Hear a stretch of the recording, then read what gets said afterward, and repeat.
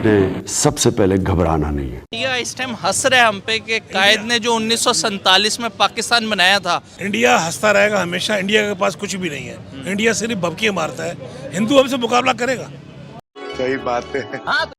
Bulletin के आगाज में आपको बताएं, मुर्गी वीआईपी हो गई, हाई फाई हो गई, आवाम की पहुंच से दूर नहीं बहुत दूर हो गई। कराची में 1 किलो चिकन 720 रुपए।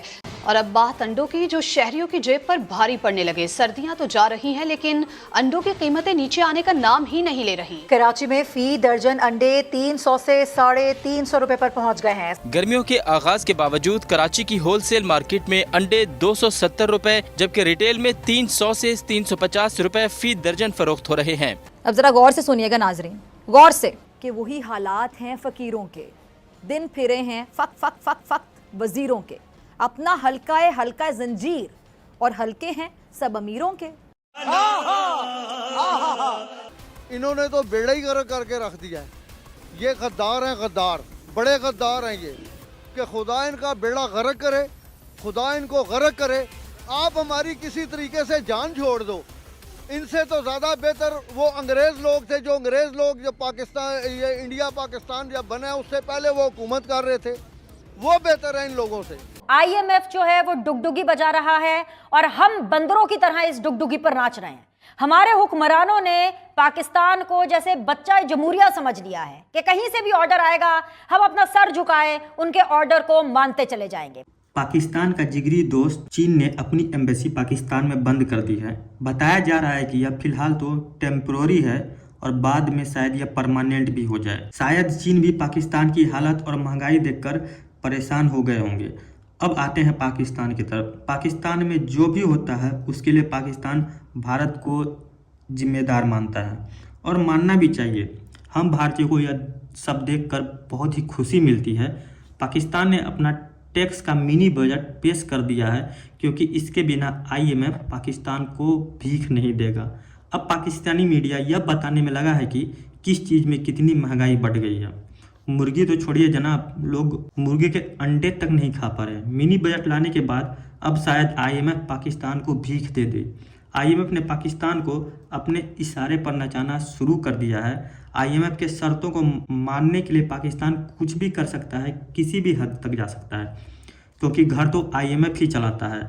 IMF ने पैसे नहीं दिए तो पाकिस्तान अमेरिका की साजिश बता रहा था कि अमेरिका हमारे परमाणु एसेट पर कब्जा करना चाहता है। पाकिस्तान की ऐसी हालत में होने के बावजूद भी पाकिस्तानी हिंदुओं से लड़ने की बात करते हैं। उसे इंडिया से लड़ाई नहीं करनी, बस हिंदुओं से करनी है। आप इससे समझ सकते हैं कि हिंदुओं के खिलाफ पाकिस्तानी लोगों में कितना जहर भरा हुआ है। ऐसे भी पाकिस्तान के पास ऐसे पाव किलो के बम हैं कि जो सिर्फ हिंदुओं को मारेंगे। अमेरिका भी आज तक इस तरह की टेक्नोलॉजी खोज नहीं पाया है। वहीं एक नई खबर निकल कर आ रही है कि शहबाज शरीफ तुर्की के दौरे पर चले गए हैं। पाकिस्तानी अपना हिस्सा लेने पहुंच गए हैं। मुस्लिम होने के कारण हिस्सा तो बनता है। देश दुनिया से तुर्की की मदद की जा रही है तो पाकिस्तान अपना हिस्सा क्यों छोड़े। तुर्की अकेला पैसा ले लेगा, शायद इसलिए शहबाज शरीफ तुर्की के दुख में शामिल होने गए हैं। अब बताया जा रहा है कि कोई पाकिस्तानी USA में रहता है, उसने $30 मिलियन तुर्की की हेल्प के लिए दिए हैं, तो शायद शहबाज शरीफ अपना हिस्सा लेने गए होंगे।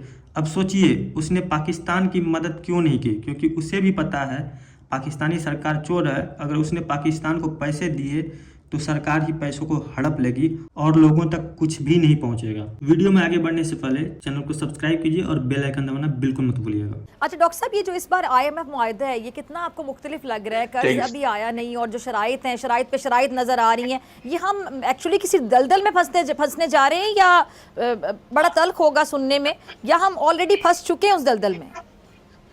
हम दलदल में बहुत डीप फंस चुके हैं, फंसने जा नहीं रहे हैं, अंदर डीप फंस चुके हैं।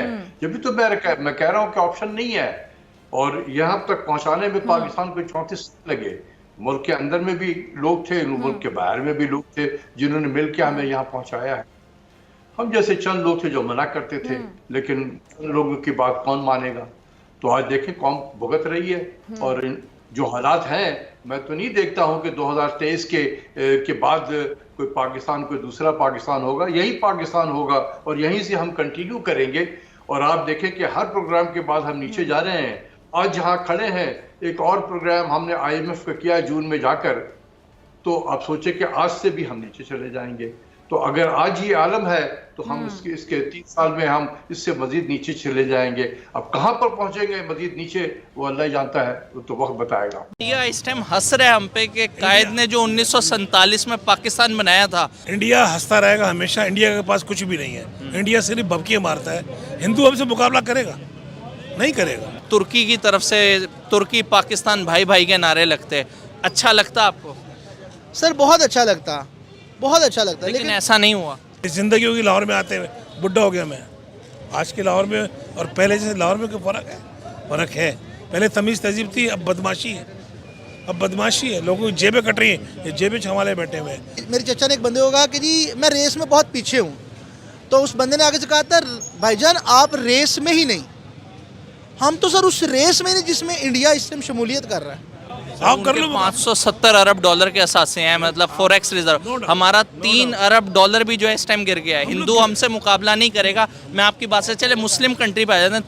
तुर्की में जो भी हालात चल रहे हैं, इंडिया से हेल्प ले रहे हैं सारी। हम बड़े बड़े नारे लगाते हैं, तुर्की मुसलमान हमारा भाई, चाइना से हमालिया से भी बुलंद दोस्ती। तो मैं भी कोई कुछ कह दूंगा, आप इसको डायरेक्ट टेलीकास्ट भी नहीं कर सकेंगे। मैं चलाऊंगा। 50-80 आदमी लेके आप जा रहे हैं वहाँ पर, उनके मरे हुए से खाना खाने के लिए उनके साथ। ये कोई तरीका है यार? कोई किसी घर आएगा वो आप उसका प्रोटोकॉल लेंगे? ऐसा नहीं करें। हमारा पाकिस्तान तो वो है ही नहीं यार, जो पहले पाकिस्तान था। बस कर दो यार, अब आप लोग भी मान जाओ। सब लोग नहीं है ना दम, नहीं है दम पाकिस्तान की मईशत में। इसका नहीं हो सकता कुछ। जो लोग मुझे कहते हैं सोल्यूशन बताओ, यकीन करो there is no solution. I am a student of economics. It gives me an advantage and puts me at a disadvantage also. Advantage is that unlike others, I do not have to adhere to inelastic rigid ideas. But on the other hand, मेरे against जो बात जाती है वो ये जाती है कि जाहिर बात है मेरी नॉलेज इनकम्प्लीट है। मेरी नॉलेज उतनी नहीं है जितनी बाकी लोगों की है। लेकिन जिनके पास पूरी नॉलेज है वो भी तो मुल्क को नहीं बचा सके ना, तो फिर मेरी सुन ली जाती। अच्छा डॉक्टर साहब, कि इस हुकूमत का एक फैसला ऐसा याद हो जिससे महंगाई कम हुई हो या महंगाई कम करने की कोशिश की गई हो, आवाम की जो कुव्वत ख़रीद है बेहतर हुई हो, या कह लें कि माशी तरक्की की कोई चले उम्मीद ही पैदा हुई हो, छोटा सा ही सही कोई काम आपको याद आया हो कि इन्होंने आके कुछ अच्छा किया हो, लेकिन जो भी करते हैं, जो महंगाई होती जो भी होता है, उसका जो मलबा है वो पिछली हुकूमत पे आराम से फेंक देते हैं। और साथ में ये ऐड करना चाहूँगी, यहाँ पे ये वतीरा बन चुका है कि जो भी आता है वो पिछली हुकूमत को जिम्मेदार ठहराता रहता है और अपना टेन्योर पूरा कर लेता है। इतने में कोई जिम्मेदारी नहीं लेता। मैडम यही तो आर्ट है।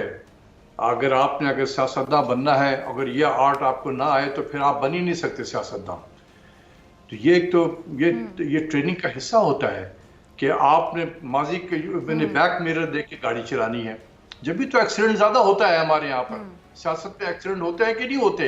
हुकूमतें बदल जाती हैं, वो इसीलिए होता है कि हम बैक मिरर देख के गाड़ी चलाते हैं, वो जो छोटा सा होता है और बार बार एक्सीडेंट करते हैं। इतना बड़ा सामने मिरर होता है, उसकी तरफ देख के गाड़ी नहीं चलाते, हम हमेशा बैक मिरर देखते हैं। तो ये जो है कि हर काम माजी के हुक्मरानों ने किया, तो ये हमारा एक वतीरा बन चुका है सियासत में, और हर आने वाला यही कहेगा कि ये तो माजी के हुक्मरानों ने किया। भाई आपने क्या किया? साल हो गए, बैठ गए, कब तक माजी करते रहोगे? अब माजी को जरा हाल तो बना, हाल में तो आकर बताओ कि आप कहाँ पहुंचे हैं, आपने क्या उसमें बेहतरी की है। ये हमारे यहाँ कंसेप्ट नहीं है। डॉक्टर साहब आप माजी, जी ठीक है डॉक्टर साहब, आपने माजी और हाल की ये एग्जाम्पल जो दी, तो मैं मुस्तकबिल की ज़रा बात करना चाहूँगी। बहरहाल इलेक्शन तो होने हैं, कितना डिले हो जाएंगे, आगे जाके इंतखाबात होंगे, तो मुस्तकबिल में जो भी हुकूमत में आएगा तो हम कह सकते हैं कि जिस तरह मईशत की जो सूरत हाल आपके सामने है, जो भी हुकूमत बनाएगा उसे जो महंगाई है वो कहते हैं जहेज़ में मिलना, उसे जहेज़ में मिलेगी, उसके लिए बड़ा चैलेंज होगा। देखिए, जब भी कोई मुल्क IMF के प्रोग्राम में जाता है वो पॉलिसीज नहीं बनाता है। क्यों जहन में आप लोगों के रहता है ये चीज कि इसाक़दार की पॉलिसी खराब है, या शौकत तरीन की पॉलिसी खराब थी, या असद उमर की पॉलिसी खराब थी, या मिफ्ता इस्माइल की पॉलिसी खराब थी। भाई वो बेचारे को क्यों आप उनको दोष दे रहे होते? वो पॉलिसी बनाते नहीं है, वो इम्प्लीमेंट करते हैं। क्या सोचते हैं इन सब मुद्दों पर? अगर आपकी कोई राय है तो आप कमेंट के जरिए हमें दे सकते हैं। अगर ये वीडियो पसंद आया तो वीडियो को लाइक कीजिए, अपने दोस्तों के साथ शेयर कीजिए। अगर आप नए हैं तो चैनल को सब्सक्राइब करना बिल्कुल मत भूलिएगा, यह बिल्कुल फ्री है। धन्यवाद।